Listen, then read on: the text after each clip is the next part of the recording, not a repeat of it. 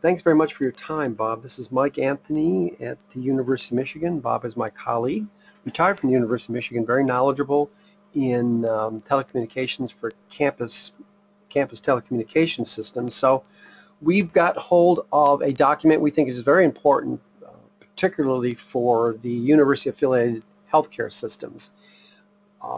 We were about a year ahead of the revision cycle. As many of you know, that documents have to be reaffirmed by an ANSI accreditation committee every 5 years. So we would be looking at the comments you hear us describing here, or observations, let's put it that way, will apply to the 2012 revisions. So, and they would likely go into revision mode next year, which is basically 6 months away from now. So Bob and I are on this one. I'm going to let Bob run the show here. This will be the first of several teleconferences we'll have on this, and I'll distribute to knowledgeable people. And for the moment, I'm just going to let Bob tell us what he knows, what his observations are. Oh, that's right. This was the parent page, so to say. Every month I try to keep the ball in the air, so to say, and this is such a large part of our industry right now. At least many universities have very large healthcare and medical research delivery enterprises. So it makes sense that we get into this because it's all being affected by information and communications technology. So Bob, you want to? So this is us here, and this is actually our teleconference. Do you want me to get to this document here? Does that help you? Yep, that helps. Go for it. Go for it. Okay. So this was kind of our first look, well, at least my first look at this, and we went through and we highlighted a couple of things that stood out. Mike and I discussed a few things before we started recording about just some general conversation about what we've seen here. And we highlighted a couple of things. I'll try to scroll down here and see where we started.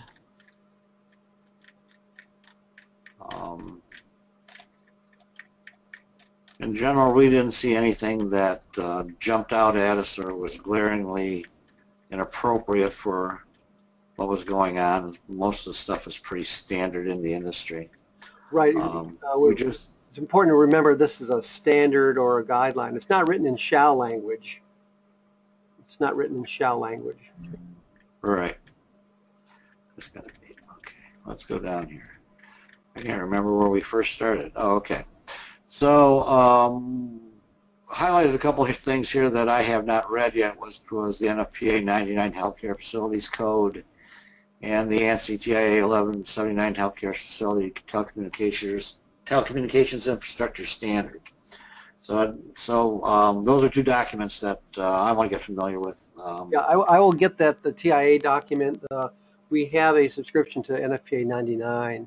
And I believe that NFPA also has a fire safety document for the data center industry. So that could be referenced in. It may well have been that was not available when this was drafted, probably 2010, 2011. So at least from a fire safety standpoint, NFPA is in that space. Now, the performance part of the TIA standard, that's different, so we'll get hold of that one soon, before the next teleconference.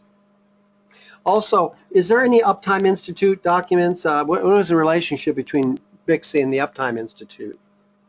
Are they, I mean, there's related spaces, at least for as far as the data center space, and what are your thoughts on the Uptime Institute suite? Well, you know, uptime, I believe, is more about the conditioning of the spaces, or at least some people in the industry would like to say that's where their responsibility lies.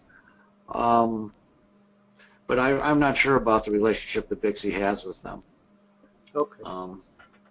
There are many players in the energy conservation space here. So we just had a teleconference yesterday with ASHRAE. ASHRAE is in the data center space. NSF International is in the data center space. The Senate. Yeah. And there's some discussion about how many people should be in that space. So. Well, I'll let the market shake them out. Yeah.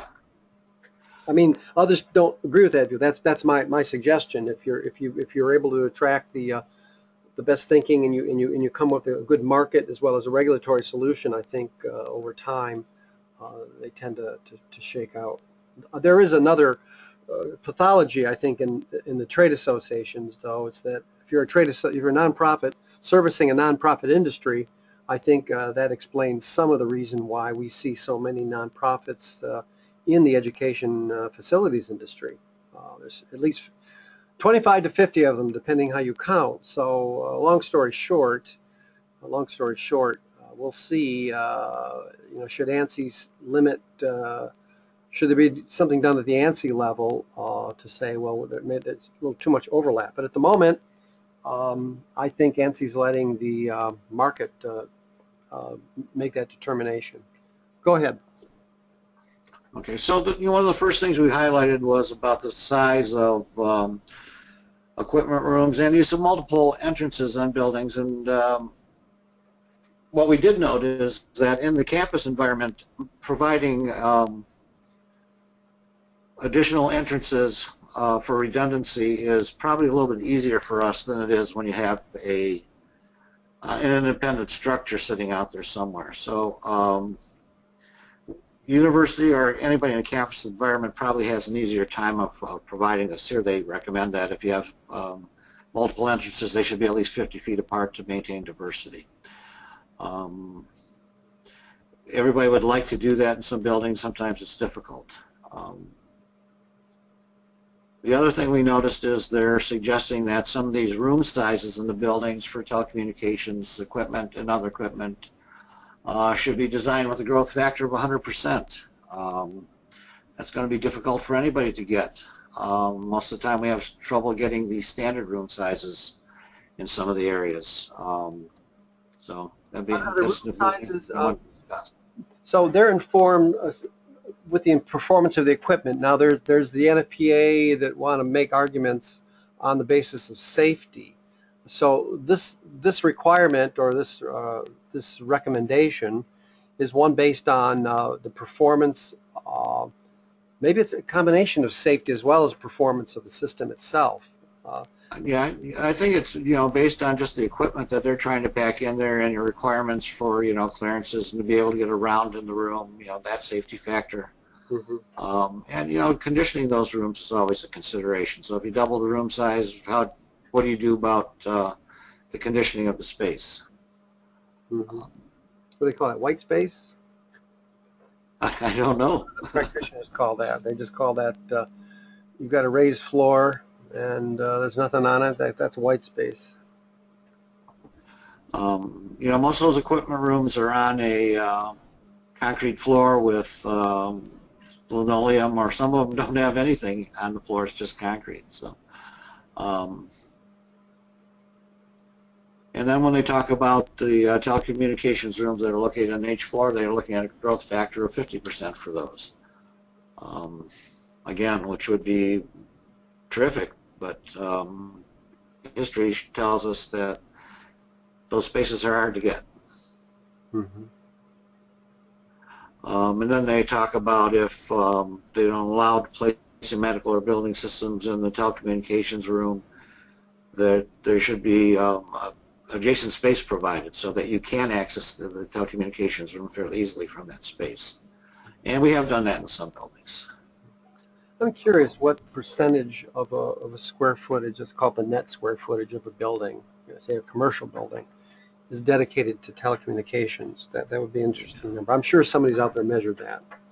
Yeah, I would bet somebody could probably tell you that. I have, but we have not. But. Yeah, what we know is that, and this is reported by the Energy Information Administration, is that commercial buildings keep getting bigger. They keep getting bigger, and a lot of it's just the balance sheets on a larger building look different than the balance sheet for a lot of separate buildings, despite your loss of character. I think a lot of people think a lot of smaller buildings give community character. There could be opposing opinions, but I'm going to guess something on the order of 5%, no more than 10%, obviously, but I think 10% of the building square footage is probably electrotechnology. That's a nice number to be able to get to sort of give us some sense of scale about the space requirements or the space recommendations we see in this document.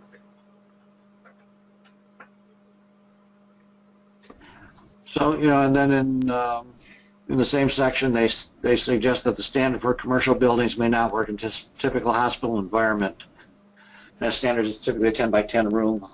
We tend to ask for those initially in the design phase. Most of the time we're getting it anymore, but still a lot of times we're not, or the space initially is designed that way, and then as things change, that space gets smaller, or it gets put into a shape that's unusual. I noticed that I don't see any shared space with electrical power room with wire cages between. Yeah, typically that nobody likes that. In fact, there has been times when it was designed backwards, where you had to walk through the power room to get to the telecommunications room. Yeah. Which a big no-no. I think the other way around is still acceptable. I'm not sure. Okay, I'm not sure we got much farther than that, Mike. I think we got up just to chapter 7. Well, we talked a little bit about outlet boxes and the suggestion that the boxes be sized for the largest cable that's probably going to be put in there, like a 6A cable or a fiber optic cable, and requirements for bend radiuses on those cables, which makes the box itself larger. We had a requirement on campus for a specific size box that is larger than the standard, but I don't know if it is as large as they would be suggesting here for 6A cable. I think it was designed for a category of 5E and 6 cable bend radiuses. But again, we talked about pennies adds up to lots of dollars in the new hospital building if you're just changing the box sizes. So.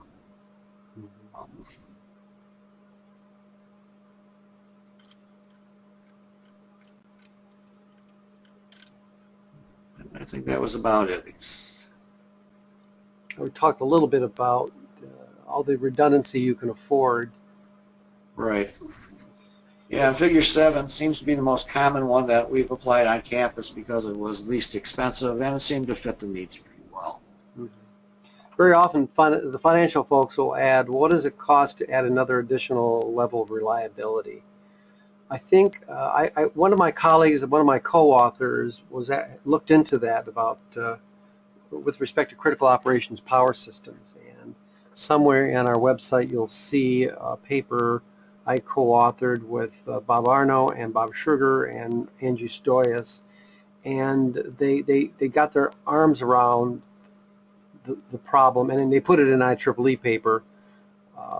That was not the expertise I added there, but what does it cost for an additional 9 availability? So, you get out 2 or 3 9s, most budgets can afford that. What does that additional 9, going out 4 9s, what does that cost? 5 9s, what does that cost?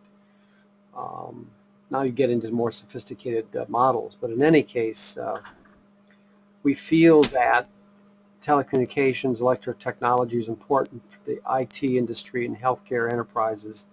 And so that's why we're giving attention to this. Not just, I think the fire safety problem is probably managed well, but it's the cost of the security, I think, that is likely to be a question we need to be able to answer with some certainty. I think that's what the industry is expecting of us as electrical telecommunications people. How much is all this going to cost? And what are the risks if you don't do it? And one of the other problems we ran across when trying to do the redundancy was actually facilitating that path between the telecommunications rooms. The pathways and spaces in the hallways are full anymore, and we were requiring at one time that it be in conduit between the 2 closets, and facilitating that path was difficult at times, if not impossible, and the cost was high. Yeah. So that's an additional. I can't tell you guys use aluminum and cut your cost by 2/3. I can't tell that. You don't use aluminum. But I think you raise a point. We started earlier that the IT, at least at the University of Michigan, and we hope to have them in on the next teleconference, They may be developing their own standard, which is informed by another group of standards and leading practice documents. So our expectation is that we'll have the more of the University of Michigan staff here, at least the hospital IT staff, and they will come in. I'll open it up to some of our colleagues nationally as well. So I think Chapter 7, that's probably enough. We'll have another one of these in a couple weeks, and we'll charge through Chapters 8 through, let me see, whatever remains of the document. We're less than halfway through, aren't we? Pretty much, yeah. So it's a fair document. Got some reading to do. Yeah. And also, let's see if we can get something from the committee chairman at BICSI. So I'll communicate a little bit with them there. So that's it. We have to keep these audiovisual files down because we run, I'll turn a 100 megabyte file over to my IT guy, audiovisual guy, and he'll come back with a 250 gigabyte file after he runs it through Final Cut. So that's one of the limitations we have here, but this is an easier way to get a record of work and for others to listen to what we do. I think we're on about 20 minutes. That's about as much as people can stand. So look, Bob, I'm going to stop the recording here. We'll just close out here, and we'll have a short discussion about what the next couple weeks look like. Thanks, attendees. We'll have this up on Twitter as well as our blog site.